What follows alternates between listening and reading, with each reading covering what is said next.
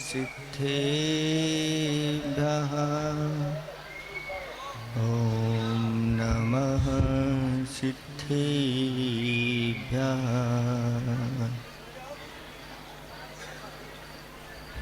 निर्मल जल सामन है जिनका, चंदन से है दिव्य वचन। अक्षत सम अक्षत है श्रद्धा, सुमनों सा सुंदर है तन। नैवेद्य चरित्र जाने है दीपक, वसु विधि करते धूप दहन। ध्यान सुफल है अर्घ समाधि, मुनिवर तुमको नित्य नमन। अनर्घ पद को पाने गुरुवर, मेरा अर्घ समर्पित है। एक जीवन क्या सौ सौ जीवन, गुरुवर तुम्हें समर्पित है। ऋषिवर तुम्हें समर्पित है। देवादिदेव 1008 कैवल्य कमलापति आदि ब्रह्मादिनाथ भगवान की जय हो। देवादिदेव 1008 घाटोल के बड़े बाबा श्री वासु पूज्य भगवान की जय हो। परम देवादिदेव 1008 वर्तमान शासन नायक महावीर भगवान की जय हो। परम पूज्य 108 आचार्य प्रवर गुरुवर श्री विद्यासागर जी महाराज की जय हो। 9 करोड़ मुनिराजों की जय हो। श्रीमद जिनेन्द्र पंचकल्याणक महामहोत्सव की जय हो। बोलिए परम पूज्य मुनि श्री विमल सागर जी महाराज की, समस्त आचार्य संघ की।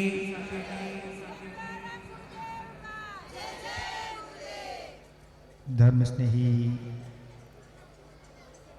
भव्यात्माओं,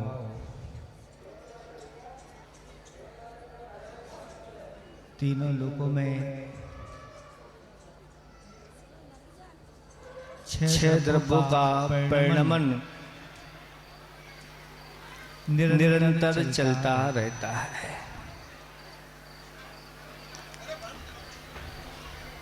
उसमें भी जो जीव होता है, वह जीव जब निगोद से बाहर निकल आते हैं, स्थावर पर्याय में आते हैं, पंच परावर्तन को करते रहते हैं। द्रव्य परिवर्तन, क्षेत्र परिवर्तन, काल परिवर्तन, भाव परिवर्तन और भाव परिवर्तन करते रहते हैं। इस 2.5 दीप में 5 भरत, 5 ऐरावत क्षेत्र हैं, जहाँ पर 6 कालों का परिवर्तन होता रहता है। लोगों के अंदर भावना रहती है कि यहाँ पर पूर्व में क्या था। तो अपने भगवान ने दिव्य उपदेश में कहा कि यहाँ पर पहले भोग भूमि थी, सुखमा काल था। उसमें सारे प्राणी सुखी रहते थे।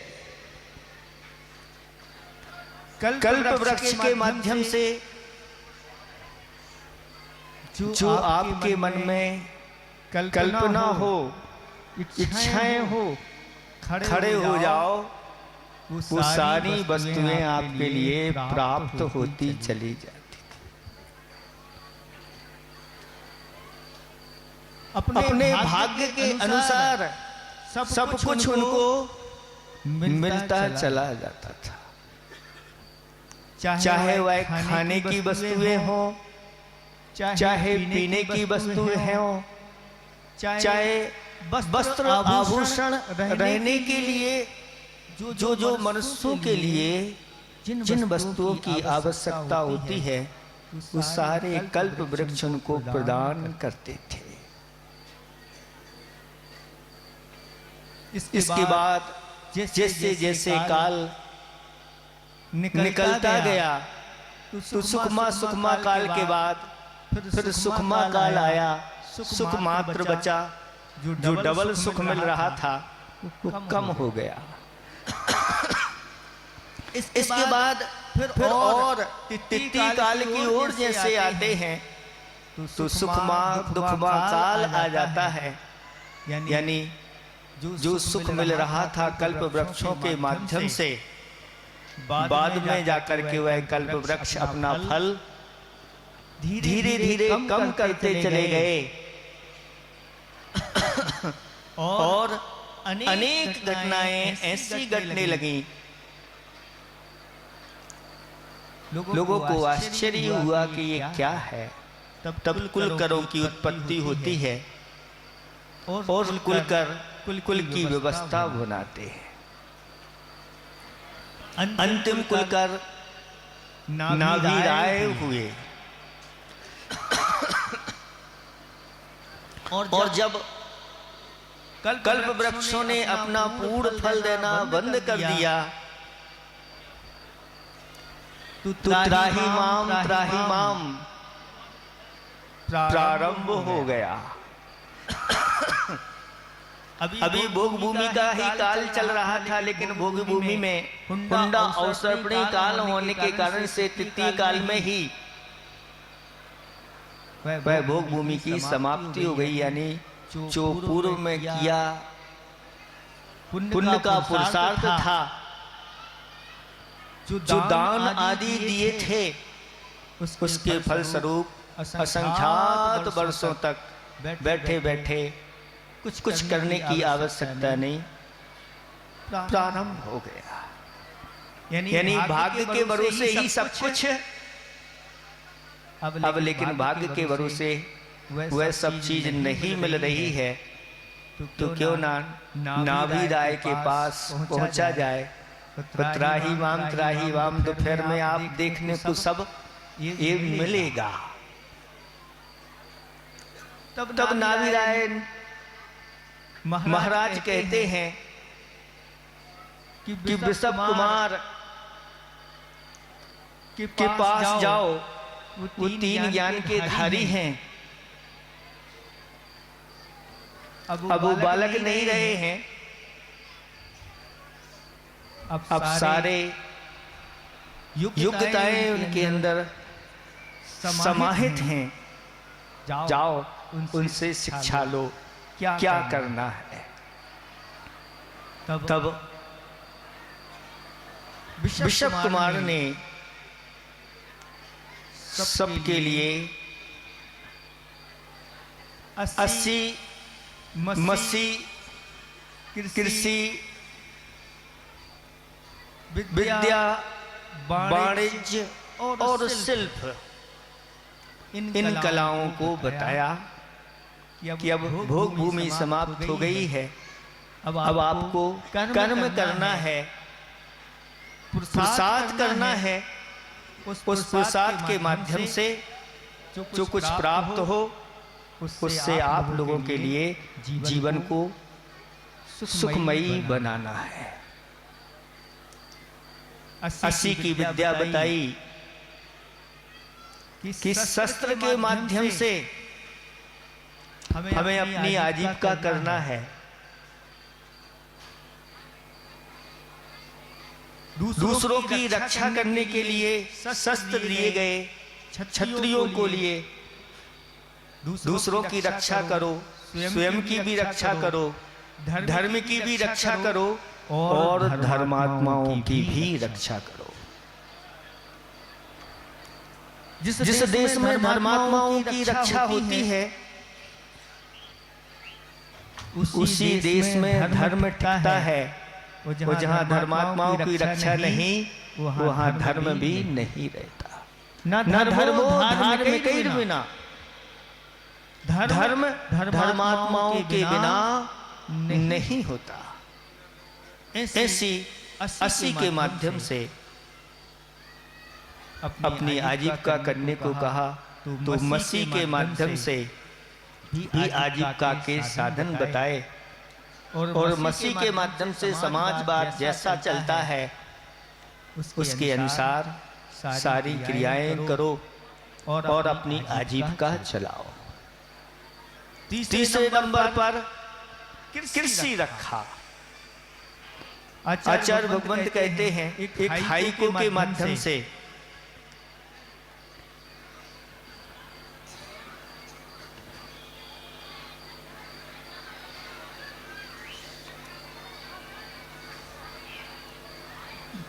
कृषि, थोड़ा सा याद नहीं आ रहा है, बहुत अच्छा हाइको है। भारत की मर्यादा शिक्षा साड़ी है, खेती बाड़ी है, खेती बाड़ी है, भारत की मर्यादा शिक्षा साड़ी है। बहुत कुछ आचार्य भगवंत ने इसमें भर दिया। बाड़ी का काम करती है ये खेती। जिस देश में निर्दोष खेती होती है उस देश में कोई भूखा नहीं रहता। और आजीविका के साधनों में वैश्यों के लिए सबसे पहले खेती रखी। आज लोग कहते हैं महाराज खेती में तो बहुत हिंसा होती है, लेकिन हमारे आचार्य भगवंतों ने निर्दोष खेती बताई। आज आपका लोभ इतना बढ़ता चला जा रहा है कि उस भूमि से जितना प्राप्त हो जाए, हिंसा कितनी भी हो जाए। कृषि में आचार्य भगवंतों ने कहा भाव हिंसा नहीं होती। व्यापार में भाव हिंसा बहुत होती है और द्रव्य हिंसा भी होती है। किसान बहुत सरल होता है और उसके परिणाम निर्मल होते हैं, जिसके माध्यम से वह बीज को उगाता है। इसलिए हमारा परिवार चले और यह एक देश भी एक परिवार है, उसकी भी व्यवस्था होती चली जाए। और किसान बीज बोता है और प्रसाद करता है और वह बीज जब आ जाता है सब लोग अपने क्षुधा को मिटा लेते हैं। वहाँ किसी प्रकार से कोई मायाचारी आदि खेती में नहीं चलती। लेकिन जैसे ही व्यापार आता है तो देख लो दुकान पर बैठते ही दिमाग कैसे चलने लगता है। कब ग्राहक आए, उस ग्राहक को किस प्रकार से हम टैकल करें जिसके माध्यम से आमदनी हो। इसमें सारी मायाचारी चलती है। कसाओं का पापों की भी प्रवृत्ति उसमें रहती है। लेकिन आचार्य भगवंतों ने कहा कि व्यापार भी करना है तो न्याय पूर्वक करिए। लेकिन व्यापार को द्वितीय स्थान पर रखा, कृषि के बाद व्यापार को रखा। ये दूसरे नंबर पर है, मध्यम कहलाता है। उत्तम तो खेती है। लेकिन व्यापार में भी अगर आप ईमानदारी न्याय पूर्वक जैसा शास्त्रों में कहा गया है उस प्रकार से करते हैं तो भी आपकी सुरक्षा बनी रहती है। लेकिन वही व्यापार अगर आपके कुल के अयोग्य हो गया, आज वर्तमान में होड़ लगी है कि कौन क्या कर रहा है, उसके माध्यम से कितनी आमदनी हो रही है। सिर्फ अगर धन आप देखोगे तो महान पाप का संचय हो जाएगा और फिर आगे जाकर के सदगति के पात्र नहीं हो पाओगे। इसलिए व्यापार वो करना जो आपके कुल के अनुकूल हो और कुल के अनुकूल करते हुए भी न्याय पूर्वक अगर व्यापार होता है तो वह अपनी सुरक्षा रख लेता है। यानी धर्म पुरुषार्थ पूर्वक जो अर्थ पुरुषार्थ करता है वह व्यक्ति सदगति का पात्र होता है, ऐसा आगम में कहा गया है। तीसरे नंबर पर क्या रखा?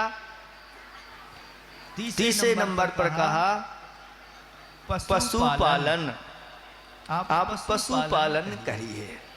कृषि, पशुपालन और व्यापार, तीन चीजें बताई, चौथी चीज नहीं, नौकरी नहीं। बहुत अच्छी भावना आचार्य भगवंतों ने आचार्य श्री बार बार अपने प्रवचनों में कहते रहते हैं। उन प्रवचनों के भाव ही इन कुछ पंक्तियों में आपको सुनने को मिल जाएंगे। आचार्य भगवान कहते हैं, यह भारत देश हमारी सोने की चिड़िया थी, लेकिन वह उड़ना भूल गई।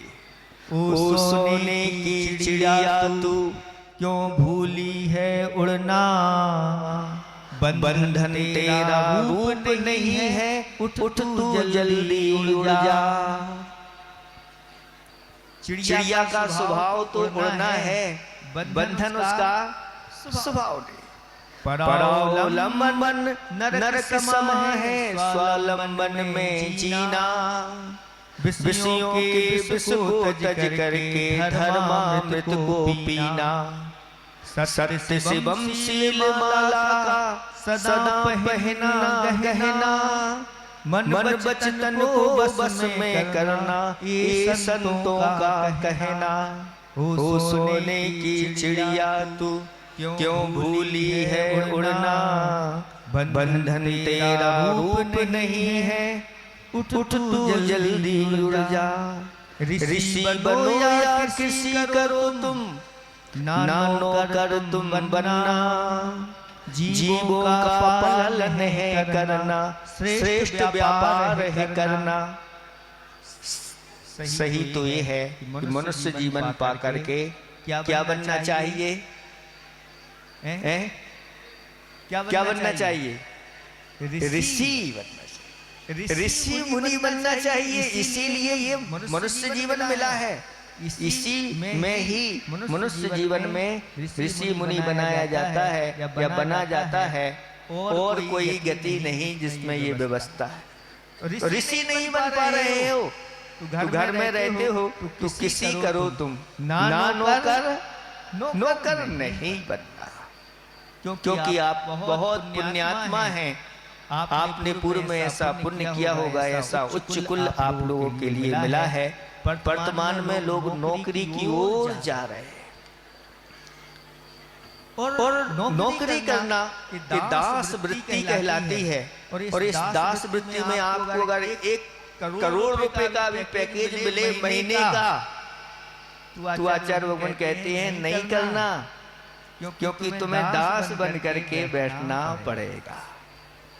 और अगर सेठ बन करके बैठे हो दुकान पर, भली महीने में आप 1 लाख कमा रहे हो, तो भी आप उससे श्रेष्ठ हो, इतना ध्यान रखना।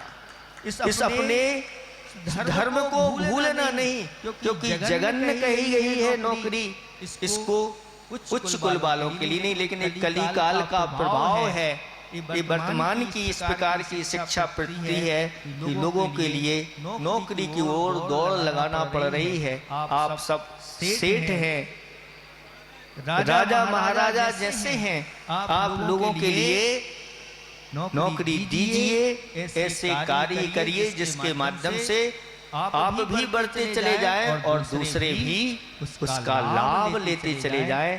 परस्परोपकारो जीवना, यह सूत्र ऐसा सूत्र है जैन धर्म का, जो कहता है कि एक दूसरे पर उपकार करो। मालिक अपने नौकर के ऊपर उपकार करता है, और नौकर मालिक के ऊपर उपकार करता है। और सच्चा मालिक तो वही होता है, एक दिन अपने नौकर को भी मालिक बना देता है।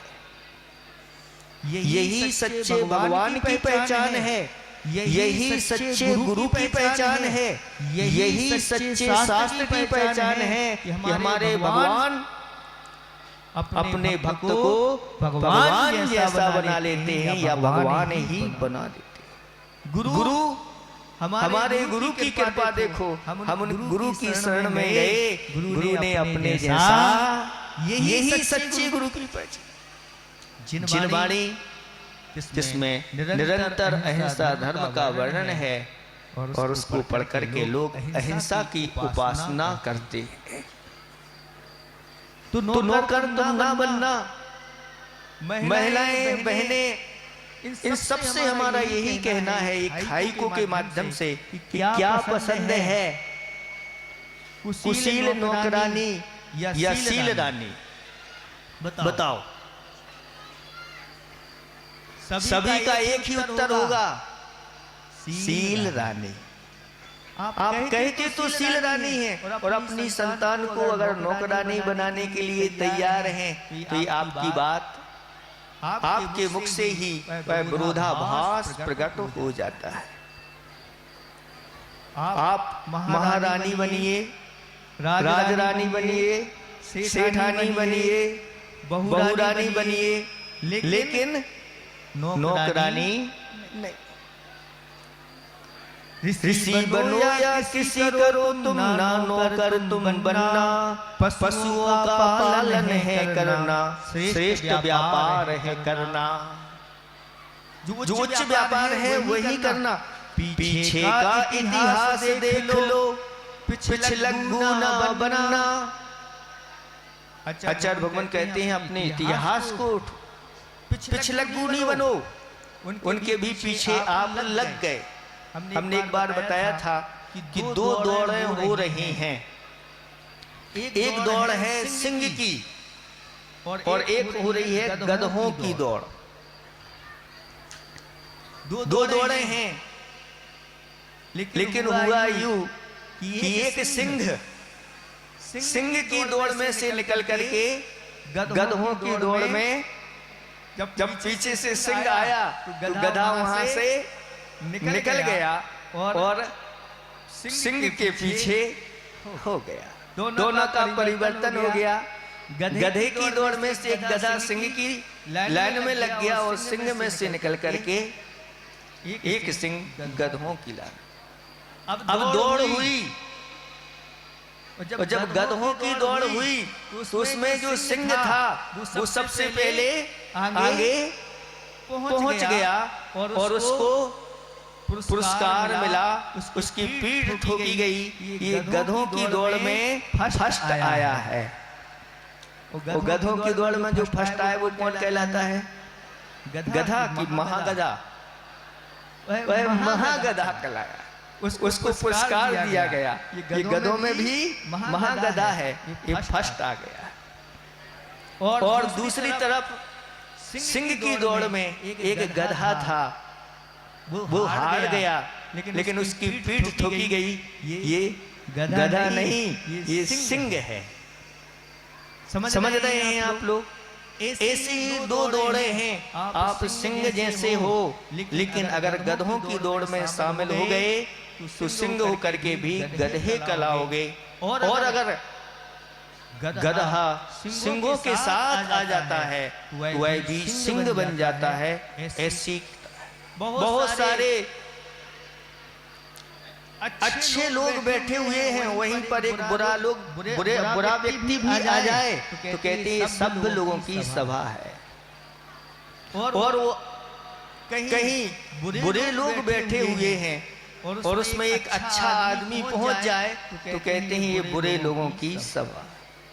जैसी संगति होती है वैसी मति होती चली जाती है। इसलिए इस बात को आज आप लोगों के, क्योंकि भगवान ने आप लोगों के लिए युग की आदि में ये सारी व्यवस्था बनाई है, आज ये व्यवस्था बहुत गड़बड़ होती चली जाती है। फिर भी जिन्हें विवेक है वह विवेक के माध्यम से अपनी व्यवस्था।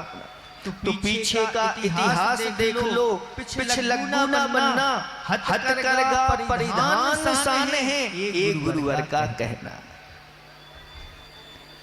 हथकरघा क्यों वापस आया? इतिहास देख लो, क्योंकि यहाँ सब शुद्ध वस्त्र का निर्माण हुआ करता था, लेकिन उन वस्त्रों में भी अशुद्धियां आ गई। और जब आचार्य श्री को पता चला कि जो आपका पानी छानने का कपड़ा है लट्ठे का वो भी अशुद्ध है, और जो आप भोजन पान में उपयोग करते हैं रसोई में वो कपड़ा भी अशुद्ध है। फिर आपकी रसोई कैसे शुद्ध रहेगी? जल कैसे शुद्ध रहेगा? तब आचार्य भगवान के अंदर ऐसी करना जागी और उन्होंने आपको सही मार्ग बताया। किस प्रकार मटन टेलो नाम का एक ऐसा पदार्थ होता है जो उनमें उपयोग किया जाता है। श्री जी का प्रक्षाल भी उसी से हो रहा है। तब आचार्य भगवान के अंदर ये करना जागी और उन्होंने आपको एक नहीं कहे, ये पुराना इतिहास ही फिर से दोहरा दिया और आपके साथ गुरुजनों की आज्ञा को तुम सदा हृदय में धरना, ग्रह विज्ञान कला में कुशला, धर्म विदुषी बनना, मिला भाग्य से तुम जो सो संतोषी बनना, स्त्री होकर श्री बनो तुम उभय श्री को वरना। ये स्त्रियों के लिए विशेष शिक्षा दे।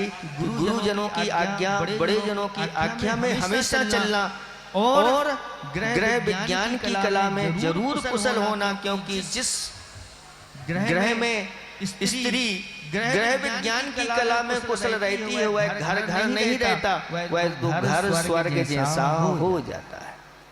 और जहाँ ये कला नहीं होती तो उस घर में नरक जैसी स्थिति बन जाती है। इसलिए इस कला में धर्म विदुषी बनना, क्योंकि धर्म का ज्ञान है तो तुम भी पार हो जाओगे और दूसरों को भी पार कर दोगे, और तुम्हारे भाग्य से जो मिला है उसको अच्छी तरह से ग्रहण करके और अपने कार्यों को करना। दो चीजें होती हैं, एक तो भाग्य, दूसरा पुरुषार्थ। भाग्य से मिलता था भोग भूमि में, लेकिन वह भाग्य पूर्व का किया हुआ पुरुषार्थ था। और आज वर्तमान में कर्म से मिलता है, यानी पुरुषार्थ से मिलता है। वर्तमान में जो किया गया पुरुषार्थ है वही भविष्य में भाग्य बन करके चमकता है।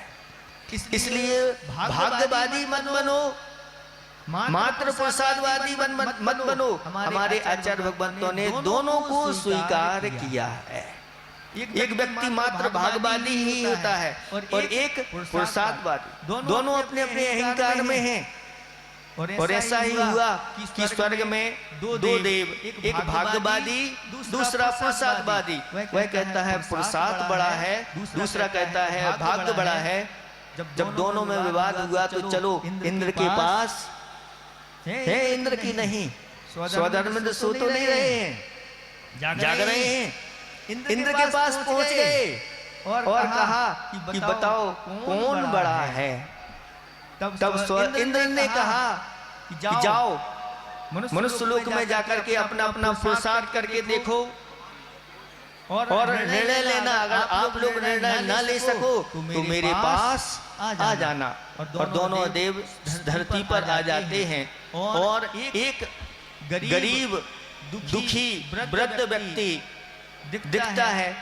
भाग्यवान जो देव था वह कहता है कि मैंने ही इसको ऐसा किया है। तब प्रसादवान देव कहता है इधर आओ।